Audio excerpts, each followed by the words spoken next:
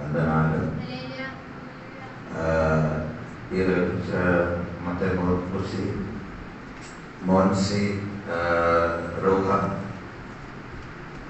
మోహన్ గారి పిల్లలను శాస్త్ర విషయానికి ప్రయత్నించుకోవాలి. ధన్యవాదాలు. రోజు మనకు వాళ్ళు ఎవరి ఆశీర్వాదపడదు पानी आ गया घर सहित చాలా సంతోషంతో సేవాదాన్ని పొందిలే प्रभु दास तंत्र సేవాదాన్ని సరి ఈశ్వర రాజ్యరే పోయియాయి అక్కడ పిల్ల మాత్రమే ప్రార్థన করে సేవను ప్రభు ఆశీర్వాదపడను. ఆమేన్. పాస్టర్ గారు దేవుడి సేవలో నేను కలిసి వాక్య పరిచయం చేసి ఆ ఏరియాలో కూడా దేవుడి పనిలో వాడుకున్నా కానీ దేవుడు సేవకుడు పని ముట్టి కట్టముట్టించి ఆయన పర్లోక రాజ్యం చేరిపోయింది. అందుకని దేవునికి స్తోత్రం. చాలా దేవుడి వాక్యం నుండి ఒక వాక్యం చిన్న వాక్యం వెంటనే ముగిస్తాను. నేను నా మోహన్ శీఘ్ర బంధు కండి వాక్యం కూడా లోక సుసమాచారం 7వ అధ్యాయం లూకాసు వార్త 7వ అధ్యాయము 11వ వచనం. ఆయన ఒక ఊరిలోకి వెళ్ళుచుండగా ఆయన శిష్యులను బహు జన సమూహములు ఆయనతో కూడా వెళ్ళుచుండి ఆయన ఊరి గమని యొద్దకు వచ్చినప్పుడు చనిపోయిన ఒకడు వెలుపలికి మోసుకొని పోచుండగా చూడెను. అతని తండ్రికి అతడు ఒకడే కుమారుడు, ఆమె విధవరాలు.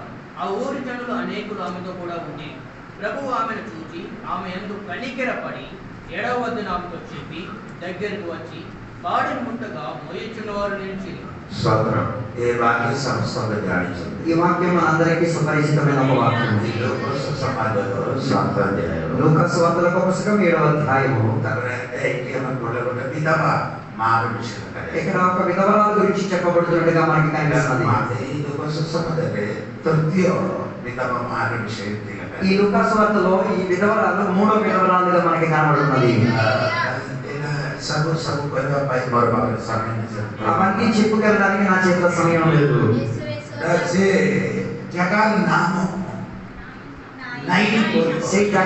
అక్కడ ఉన్న స్థలానికి కలిగిన పేరు నాయిన్ అన్న నగరము. నాయిన్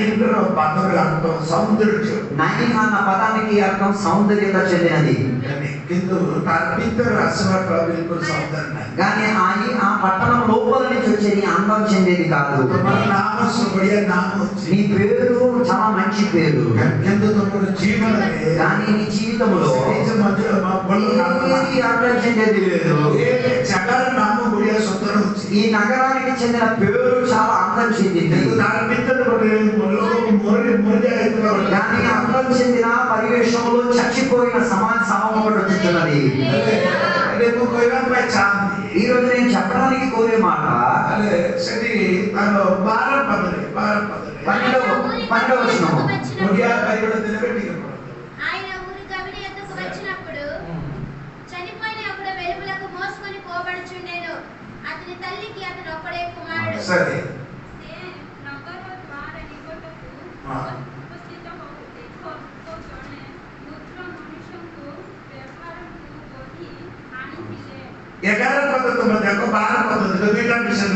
పదకొండవ వచనం చూడండి, 12వ వచనం కూడా కలిపి చూడండి. 11వ వచనం చెప్తున్నది, యేసు ఆ నగరానికి ప్రవేశించెను. 12వ వచనం చెప్తున్నది, ఆ నగరం లోపల నుంచి ఒక సమాన్ని పట్టుకొని బయటకు వస్తున్నారు. 2 రీతి కలిగిన జనాంగాన్ని చూడు. యేసయ్యతో ఉన్న గుంపు నగరానికి వెళ్తున్నారు. యేసు లేని వారు సమాధికి వెళ్తున్నారు. 2 గుంపుల మధ్య ఏదో ఒక గుంపు. యేసయ్యతో ఉన్నవారు నగరానికి వెళ్తారు, యేసయ్యతో లేని వారు సమాధికి వెళ్తారు. నువ్వు సమాధికి వెళ్తున్నావా, నగరానికి వెళ్తున్నావా? బాగా చూసుకో. యాత్ర ఎటు పక్క చేస్తున్నది. యేసయ్యతో ఉంటే నగరానికి వెళ్ళొచ్చు, యేసయ్య లేకపోతే నువ్వు సమాధికి వెళ్ళొచ్చు. నువ్వు లోపల నుంచి బయటకు వస్తున్నావు. యేసయ్యలో ఉంటే యేసయ్య నగరానికి వెళ్ళొచ్చు.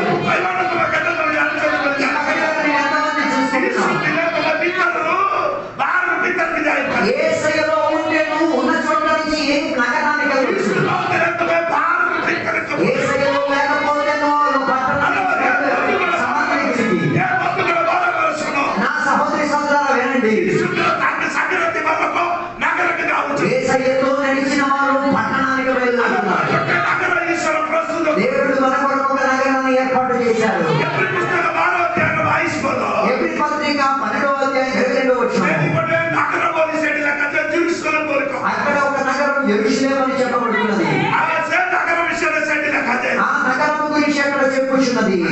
ఎబ్రీ పత్రిక 11వ అధ్యాయం 9, 10, 11 వచనాలు.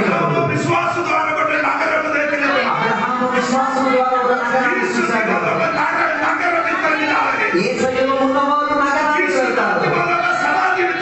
యేసయ్యలో లేని వారు సమాధిలోకి వెళ్తారు. ఈ రోజు నేను ఒక విషయం చెప్పాలనుకుంటున్నాను. యేసయ్యలో ఉన్నవారు స్వర్గానికి వెళ్తారు. యేసయ్యలో లేని వారు నరకానికి వెళ్తారు. నువ్వు ఎక్కడికి గమనించాలనుకుంటున్నావు? నీవు యాత్రలో యేసుపోతావు. నువ్వు పరలోకానికి వెళ్తున్నావా లేక నరకానికి వెళ్తున్నావా? నరకానికి వెళ్ళడానికి తెలియదు. ఇప్పుడు ఎలా ప్రయాణం మారేళ్ళు టికెట్ మూడు చెప్పిన సేవకుడు వాక్యబద్ధ చేసి వస్తూ ఉండగా యాత్ర చేసి వచ్చినప్పుడు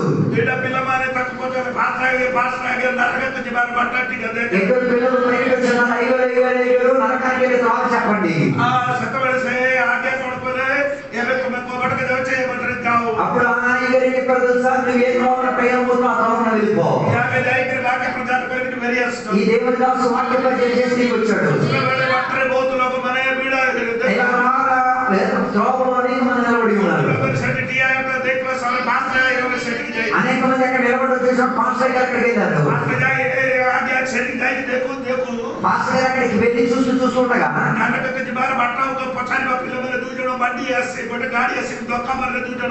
నరకానికి త్రోవపడిన ఇద్దరు పిల్లలు నడిచి వెళ్ళగా బయట చూసి చచ్చిపోయి ఆ పిల్లలు అక్కడ చనిపోయి చూశాడు. సేవకుడు తల మీద చేయించుతూ చెప్పాడు, నరకం ఇంత దగ్గర ఉన్నదని నాకు కూడా తెలియదున్నాను. యేసయ్యలో లేకపోతే నువ్వు నరకానికి వెళ్ళేది. యేసయ్యలో ఉంటే ఒక నగరానికి వెళ్ళగలుగుతావు. దేవుడు నీ కొరకు ఒక నగరాన్ని ఏర్పాటు చేశారు. ప్రకటన గ్రంథం 21వ అధ్యాయము నీ కొరకు ఒక పట్టణం కట్టబడుచున్నది. అది కొత్త యెరూషలేము అని చెప్పబడుచున్నది. దేవుడు యేసయ్యలో ఉన్న వారికి దేవుడు ఒక గొప్ప నగరాన్ని కట్టిస్తున్నారు. ఎబ్రీ పత్రిక 11వ అధ్యాయం చెప్తున్నది. యేసయ్య పునాది వేసిన ఒక నగరం అని చెప్పబడుతున్నది. యేసయ్య పునాది వేసిన ఒక నగరం అది మనుషులు కట్టేది కాదు, అది దేవుడు నిర్మించేది. దేవునితో కలిసి ప్రయాణం చేసిన వారు ఒక నగరాన్ని సిద్ధపరచబడుతున్నది. యేసయ్యలో లేనివాడు చనిపోయి ఎక్కడికి పట్టణం వెలుపలకు సమాధి కలిసినాడు. ఆయనని సమాధి చేసే దగ్గరికి తీసుకెళ్తున్నారు. నువ్వు యేసయ్యతో ఉన్న గుంపులో ఉన్నావా, మరణానికి నరకానికి వెళ్ళిన గుంపులో ఉన్నావా? ఈ రోజు పగటి వేళ ఏదో ఒక త్రోవని ఎంచుకో. రెండో విషయం అక్కడ చెప్తున్నది. రెండో మాట అక్కడ చెప్తున్నది 12వ వచనంలో చెప్తున్నది. తల్లికి ఒకే కుమారుడు, ఒకే ఒక కుమారుడు తల్లికి. ఆ కుమారుడు చచ్చిపోయి పట్టణం నుంచి వెలుపలికి వస్తున్నాడు. కానీ ఇంకొక కుమారుడు అటు నుంచి వస్తున్నాడు. అది యేసయ్య. ఆయన కూడా తండ్రి అయిన దేవునికి ఏకైక కుమారుడు. రెండు కుమారుడు, ఒకటి చనిపోయిన కుమారుడు, ఇంకొకడు బతికిన కుమారుడు. ఒక కుమారుడు చచ్చి సమాధి అవుతున్నాడు. చచ్చిపోయిన పిల్లలను బతికించిన కుమారుడు యేసయ్య. హల్లెలూయా, హల్లెలూయా, హల్లెలూయా. వీళ్ళిద్దరూ కూడా ఆ ముఖాముఖంగా వస్తున్నారు. చనిపోయిన ఏకైక కుమారుడు, బతికి ఉన్న ఏకైక కుమారుడు. వారు ముఖాముఖంగా చూసేసరికి చనిపోయి మరణించిన కుమారుని జీవాన్ని ఇచ్చి.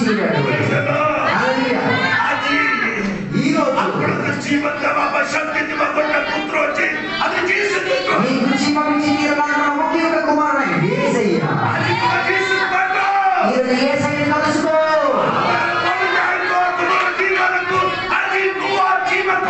పాపములో చనిపోయిన నీ జీవితానికి ఆయన నవీన జీవితంగా మార్చగలిగినవాడు. యేసయ్యలో లేని నీవు పాపములో చచ్చిపోతున్నావు. ఈ యేసయ్యతో జీవించిన వారు యేసయ్య జీవితాన్ని పొందుకుంటారు. నువ్వు చచ్చిన వాడివా బతుకున్నవాడివా? మీరు చెప్పారు నేను చచ్చిపోలేదు బతుకున్నాను. అందుకే నేను చర్చిలో వచ్చి కూర్చున్నాను. నేను వెళ్తున్నావు, సంచరించున్నావు, నడుస్తున్నావు, తింటున్నావు. కానీ బైబిల్ అనుసరించి నీవు వేరే దాని క్రియలలో మృతుడవే. నేను చెప్పేది నీకు అర్థమైందా? పేరులో బతుకున్నావు కానీ వాస్తవంలో చచ్చిన వాడే. చచ్చిన వాడిని మనం తెలుసుకోలేము. ఒక వ్యక్తిలో అడిగాడు, అయ్యగారు మీరు పాపం పాపం గురించి ఇంత చెప్తున్నారు కదా, నా పాపానికి ఎంత బరువు ఉంది చెప్పగలుగుతారా? చచ్చిన వాడి మీద ఒక రాతి పీటను పెడితే ఏమి బరువు ఏమని తెలుస్తారా? అయ్యో సహోదరుడా సహోదరి నువ్వు చచ్చావు, అందుకే నీ బరువు నీకు తెలియట్లేదు. అయ్యో నువ్వు పాపంలో చచ్చి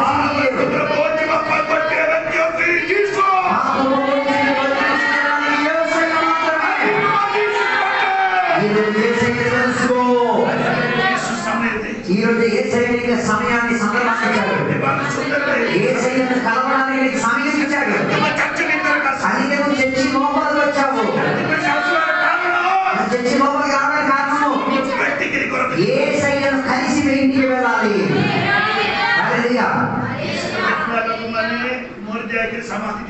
యేసయ్యను కలిసిన వారు చర్చి సమాధికి వెళ్ళరు. ఆయన బతుకున్న వ్యక్తిగా నిలబడతారు. హల్లెలూయా హల్లెలూయా. నేను చెప్పింది మీకు ఎంత అర్థమైంది? రెండు రీతికైన కుమారుడు. ఇంకా అక్కడ రాయబడి ఉంది రెండు రీతి కలిగిన దుఃఖము. మొదటి దుఃఖం ఎవరిది?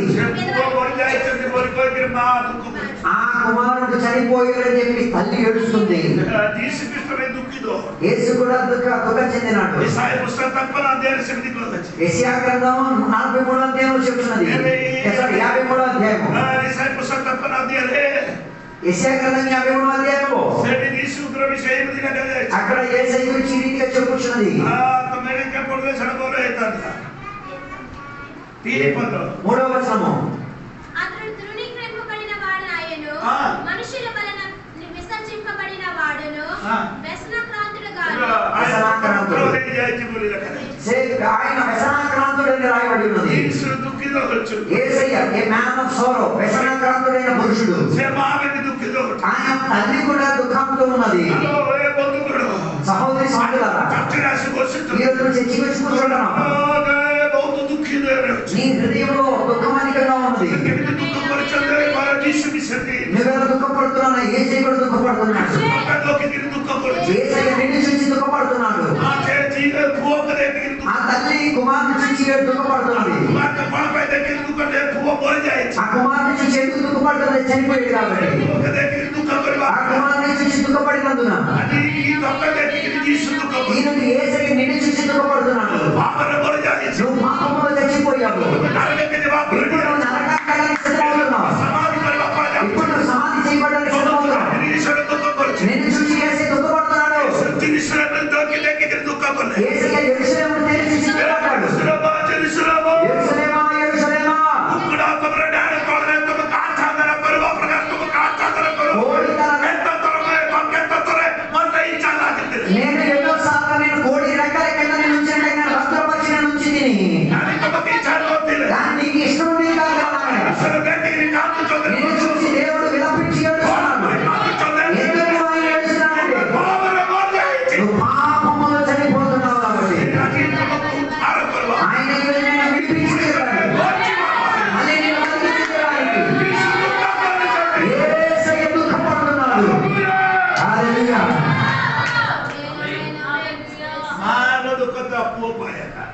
యొక్క దుఃఖము కుమారుడి కొరకే. యేసుల దుఃఖం మోరజాయితు యేసయ్య దుఃఖం ఎవరి పట్ల?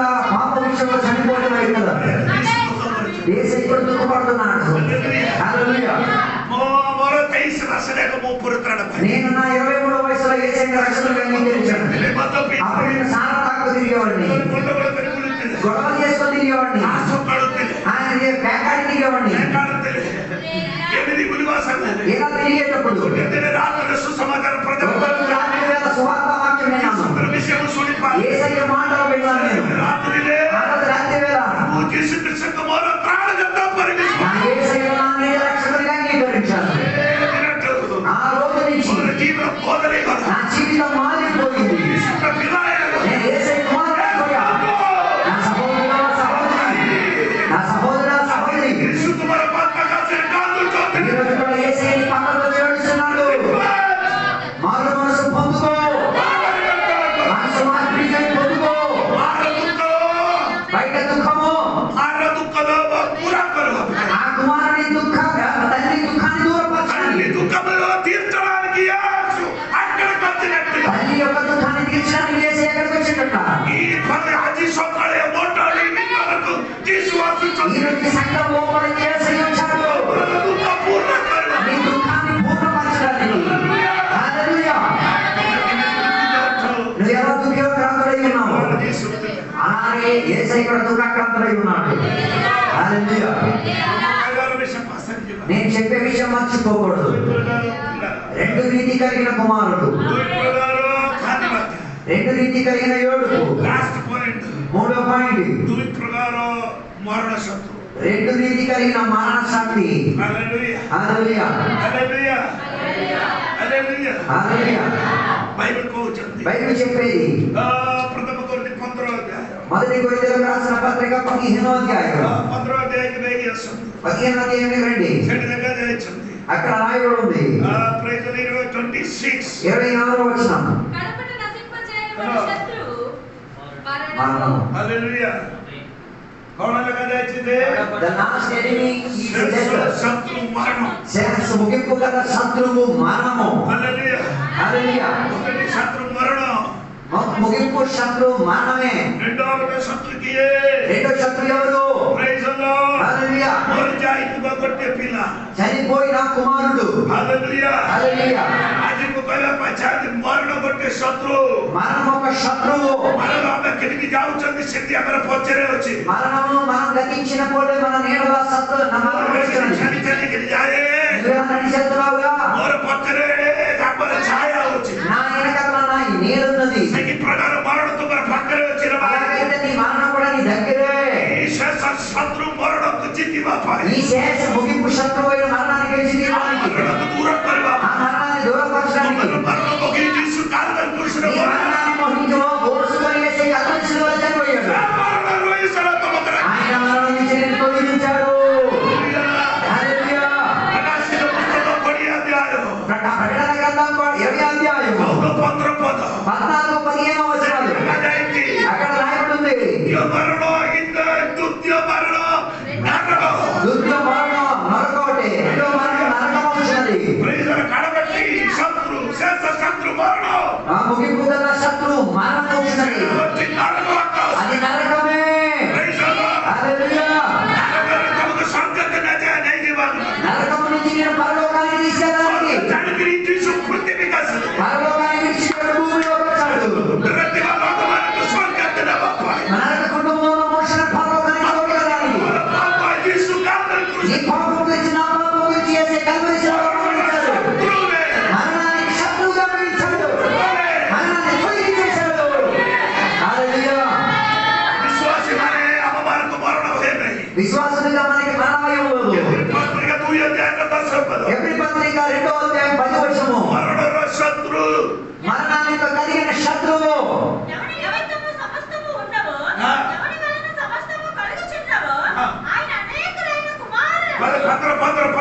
పదిహేనవ వచనము.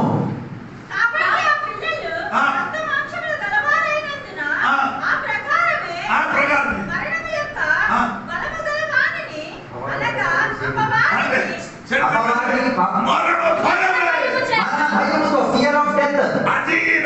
ఈ ఉపవాసంతో సోని ప్రార్థన చేసేవాళ్ళు ఈ రోజు ప్రార్థనకు వచ్చిన నీవు ఇప్పుడు కూడా నువ్వు భయపడుతున్నావు.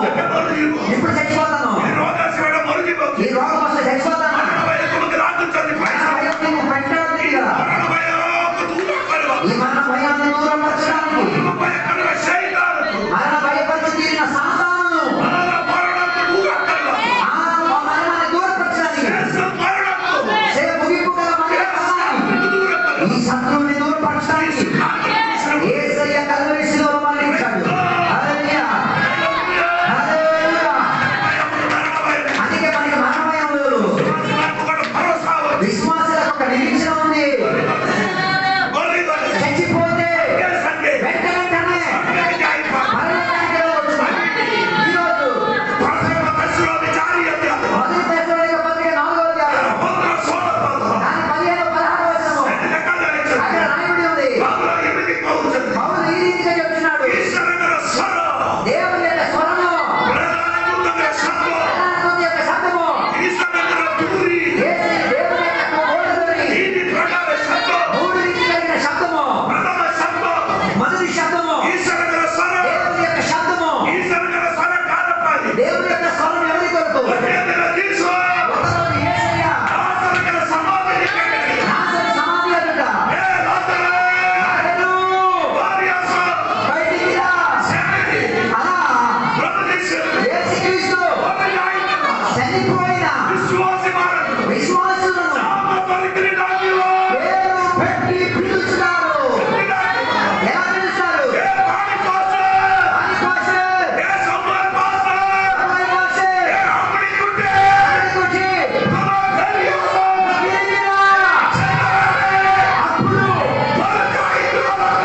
మృతులై చనిపోయిన దేవుని యొక్క శబ్దం వింటారు. మట్టిలో నుంచి రూపాంతరం వచ్చేసి పరలోకానికి వెళ్తారు.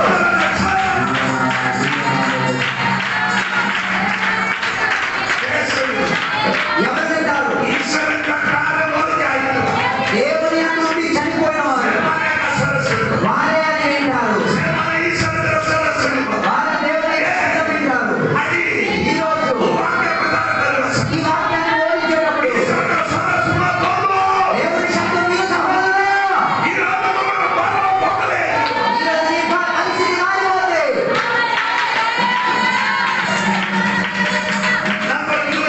రెండోది ప్రధానదూత యొక్క స్వరం. ప్రధానదూత యొక్క శబ్దం దేనికి? 10 నిమిషాలలో ముగించేస్తాను. హల్లెలూయా. అక్కడ రాయబడింది ప్రధానదూత యొక్క శబ్దం దేనికి? ఈ భూమిలో మన విశ్వాసాలందరికీ సమాధి చేశాము. ఈ భూమి సాతాను చేతిలో ఉంది. యేసయ్య దగ్గరికి సాతాను వచ్చి చెప్పాడు,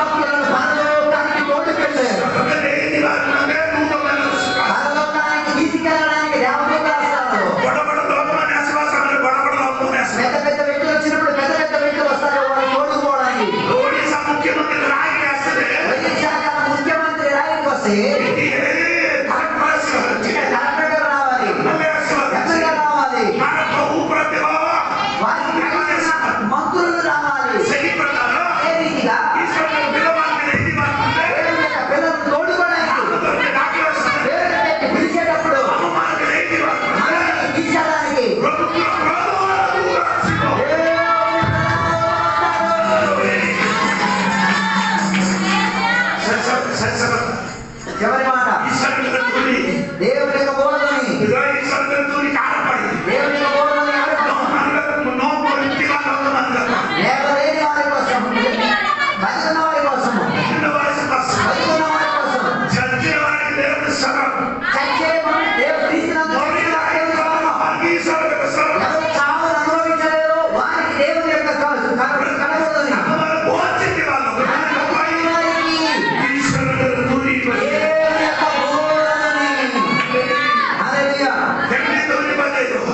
ఎలా బోధన పొందుతారు?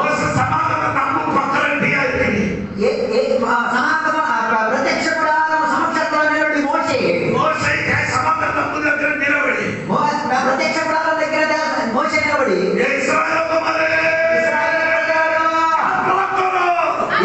ప్రయాణం చేస్తూ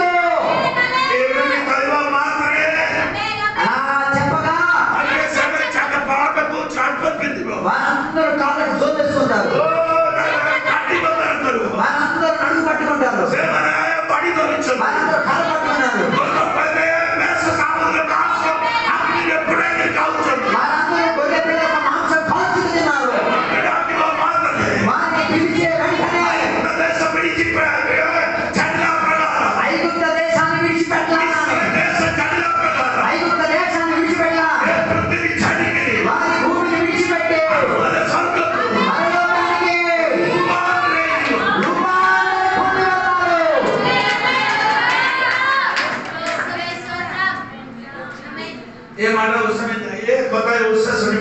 ఈ మాట జాగ్రత్త వినాలి. పాస్టర్ గారి యొక్క భార్య గురించి చెప్తున్నాను. ఉషాకు బుద్ధి బాగా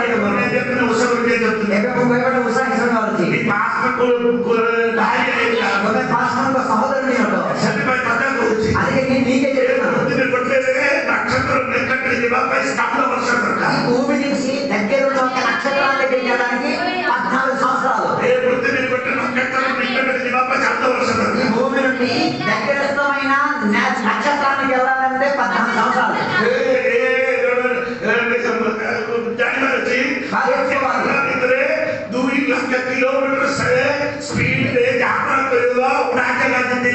సుమారుగా 2 లక్షల వేగతతో ప్రయాణం చేసిన ఒక యంత్రం ఉంటేనే 14 సంవత్సరాలు అక్కడ చేరగలిగింది.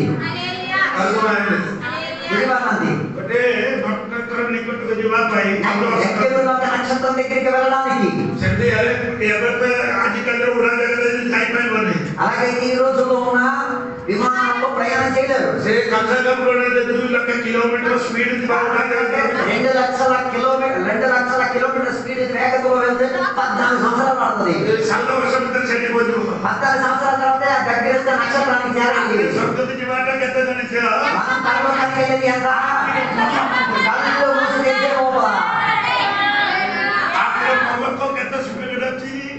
కంటి రెప్పపాటు ఎంత స్పీడో అంత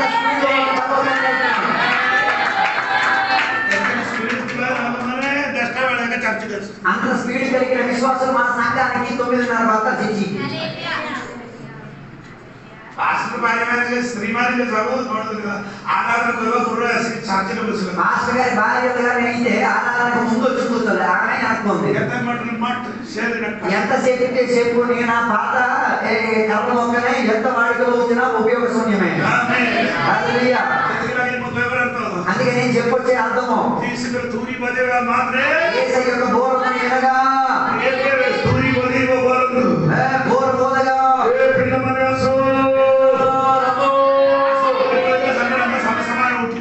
అప్పుడు మనం అందరం కూడా లెగిచి వెళ్ళాల్సి వస్తుంది.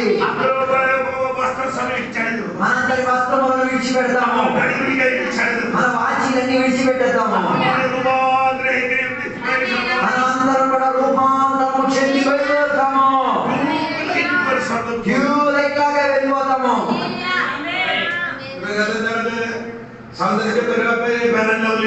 ఇప్పుడు కొందరు అందరం ఎందుకు తిరగడానికి నేను పైరులో వస్తుంటాను. అదుపుగా ఉన్న అందరూ తలైపోతారు. బైబిల్ సంఖ్యలో వెళ్ళిపోయిన వారు యేసయ్య వచ్చినప్పుడు అందరూ యేసయ్యలా మారిపోతారు.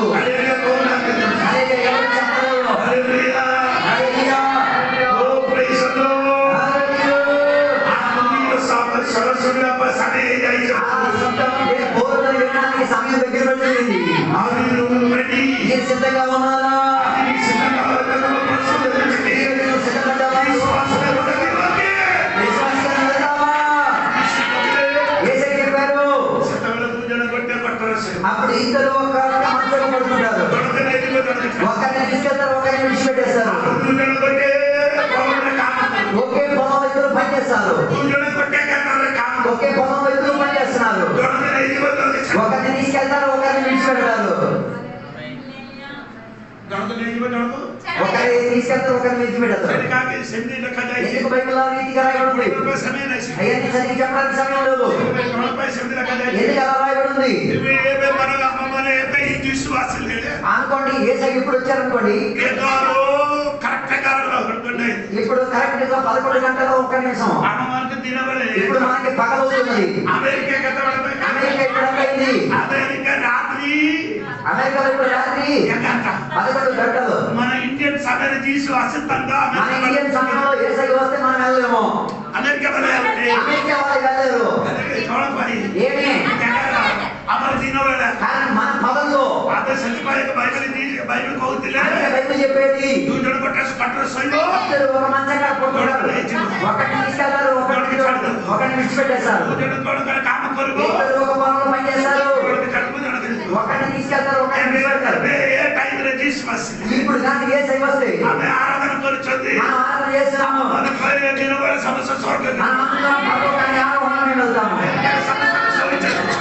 ఇంకా అమెరికాలో అందరూ పడుకొని ఉన్నారు. పడుకునే లోపల వారి భర్త మారు మనసు పోతే భర్త వెళ్ళిపోతాడు. భార్య మారు మనసు పోతే ఆమె ఎత్తబడుతుంది. అలాగే ఇండియాలో ఉన్న ప్రజలు పనిచేసిన వారు పరలోకానికి వెళ్ళిపోతారు. ఈ రోజు నువ్వు రక్షణ పొందావా?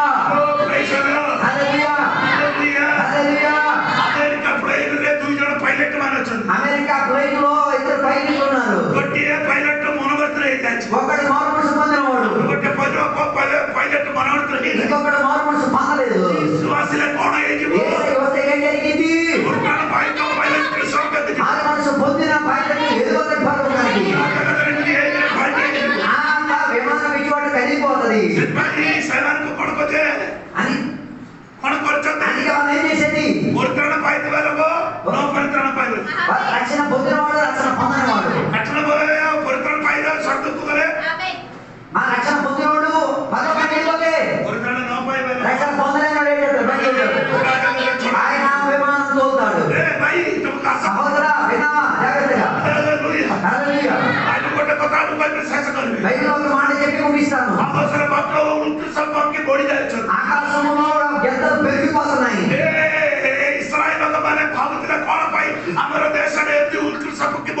ఎందుకు మా దేశంలో పక్షులు ఎంతగా పెరిగిపోతున్నాయని. ఆ పక్షురాలు పెరగడానికి కారణం ఏంటిది? వారందరూ వారి గూడులోకి వెళ్ళి చూస్తున్నారు. అనేక సంవత్సరాల క్రితం ఆ ముందు 1-2 గుడ్లు వేసేవాళ్ళు.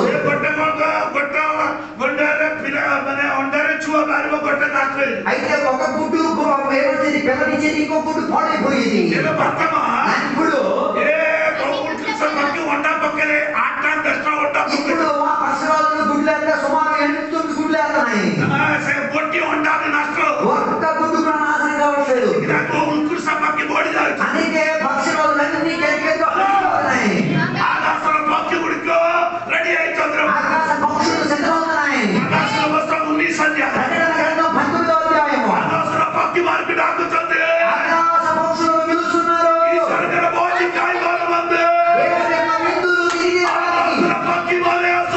ఆకాశ పక్షులు రమ్మని.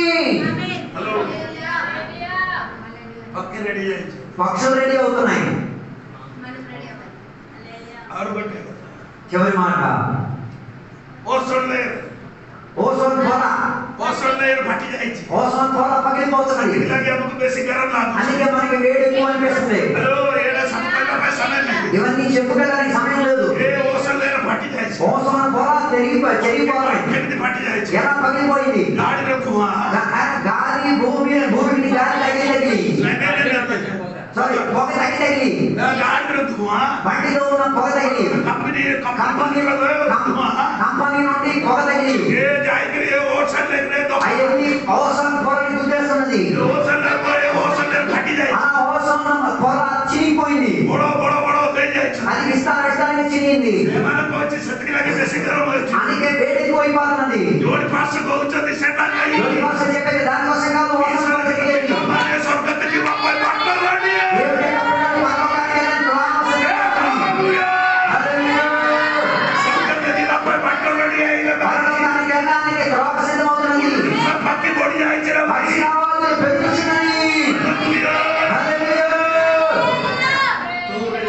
నువ్వు సిద్ధమేనా?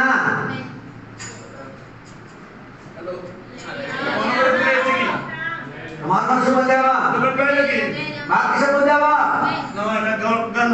లేకపోతే నీ జీవితం అయిపోయింది, నాశనం. మేమందరం హీరోలు అయిపోతున్నప్పుడు నువ్వు సున్నా అయిపోతావు. మనసు పొందుకో. నేను విషయాన్ని అడిగినాను ఈ రోజు సహోదర సహోదరి, మనసు పొందుకో, బాప్తిసం పొందుకో. బాప్తిసం పరలోకానికి రెడీ అవ్వు. హల్లెలూయా, హల్లెలూయా. చివరిగా మాట చెప్తున్నాను, కన్ను మూసుకుందాం. ప్రార్థన చేయకముందు నీ జీవితాన్ని ఒకసారి పరిశోధించు. మన మనసు పొందే అందరిగా వస్తున్నాం. ఎవరిని చూడద్దు, ఇటువంటి చూడద్దు. ప్రార్థన చేయడానికి వెళ్తున్నాను. ఒక్క నిమిషం నేను సమయాన్ని ఇస్తున్నాను. మన మనసు పొందావా? బాప్తిసం పొందావా? ఈరోజు ఏసయ్య చెప్పు, ఏసయ్యా నేను ఒక పాపిని, పాపం చేసి జీవితాన్ని నడుపుకుంటున్నాను, నన్ను క్షమించుము, నా హృదయంలో బతుకడము. ఈరోజు రాత్రి వేళ పగటి వేళ ఎవరు ప్రార్థన చేయనుకున్నాను? ఎంతమంది ఉన్నారు ప్రార్థన చేసి రేపు నీ మరణం కావచ్చు, రాత్రి వేళ నీ మరణం కావచ్చేమో.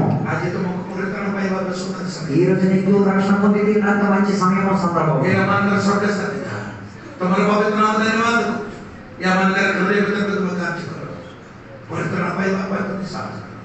बाकी छोड़ेगा समस्त को माने ये मन नष्ट न हो समस्त स्वर्ग राज्य आप शत्रु मन को बापा ये मन को सहाय करो समस्या समाधान ये मन करो प्रार्थना सुन जिस नाम मांगे पिता आमेन. ఈ సమయంలో అందరూ లేచి నిలబడదాం, ఒక పాట పాడతాం.